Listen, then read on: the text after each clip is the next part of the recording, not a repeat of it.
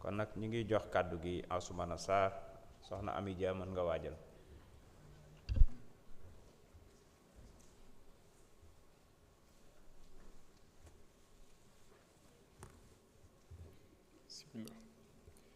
Monsieur le Président de l'Assemblée nationale, Monsieur le ministre de la Justice, garde des Sceaux, chers collègues honorables députés, tout d'abord, Monsieur le ministre, je voudrais vous féliciter pour cet important projet de loi que vous êtes venu défendre à l'Assemblée nationale en vue de son adoption par les députés. À travers vous aussi, je voudrais féliciter le président de la République, M. Bassirou Diomaye Faye, et son Premier ministre, ainsi que l'ensemble du gouvernement, pour cette initiative qui consiste à renforcer la nouvelle OFNAC. Aujourd'hui, nous parlons de l'OFNAC et nous parlons de la corruption de manière générale. Sur ce sujet, tout le monde est d'accord que la corruption a des effets destructeurs sur le tissu social. Au-delà d'anéantir la confiance de la société dans les institutions publiques et le gouvernement, la corruption peut représenter une menace majeure à la sécurité de l'État.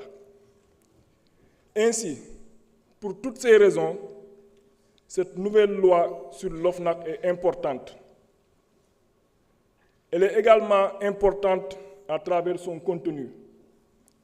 En effet, suivant les normes relatives aux organismes de lutte contre la corruption établies par les conventions internationales, notamment la Convention des Nations Unies contre la corruption et la Convention pénale du Conseil de l'Europe sur la corruption, établit 4 critères pour définir un organisme de lutte contre la corruption.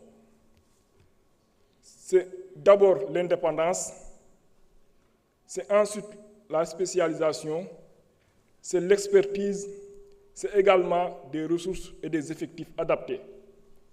Tous ces quatre critères qui sont définis par les organismes de lutte contre la corruption se retrouvent dans cette nouvelle loi concernant l'OFNAC. L'indépendance est garantie notamment par l'appel à candidature. La spécialisation est réelle car désormais la fraude et l'audit sont exclus des compétences de l'OFNAC pour lui permettre de se consacrer efficacement à la lutte contre la corruption. L'expertise est au rendez-vous car les membres de l'OFNAC seront désormais des hauts cadres du fait de la sélection qui préside en amont la sélection de ses membres. Les ressources et les effectifs mis à sa disposition sont de qualité et il lui est permis, le cas échéant, de s'adjoindre de toute personne dont la collaboration est requise. Maintenant, Monsieur le ministre, il faut reconnaître que l'OFNAC, à lui seul, ne peut pas compenser le manque de crédibilité des autres institutions, notamment l'administration publique. En d'autres termes, attendre trop de l'OFNAC sans mettre en place des réformes pour améliorer la gouvernance de manière générale constituerait une utopie.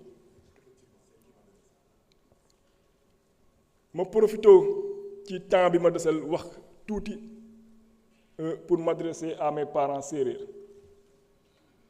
Il faut que les sérieux, mais si nous ne faisons aucun ngonum fay sima ngolum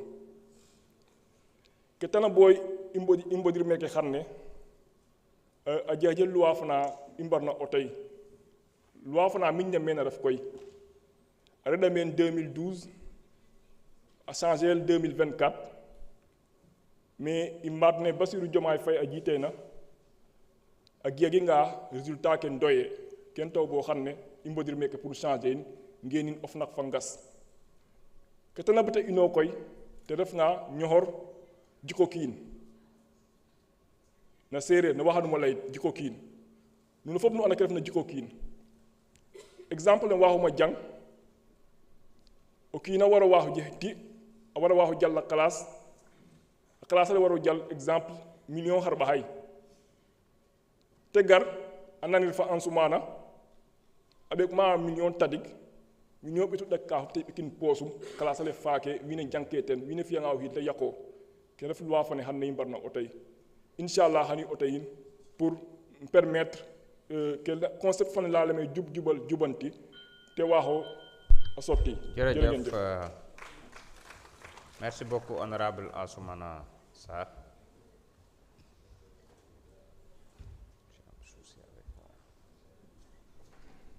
ñu ngi jox kàddu gi honorable Amy Dia. Guy Marius Sagna se prépare.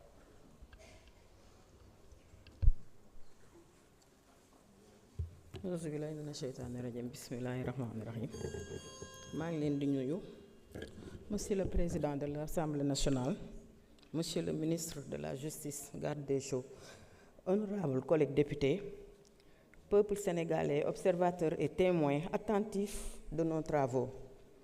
Aujourd'hui, nous discutons d'un texte majeur, le projet de loi numéro 12/2025 portant création de l'Office national de lutte contre la corruption, OFNAC est mort, vive OFNAC. L'ancien avait été conçu pour lutter à la fois contre la fraude et la corruption.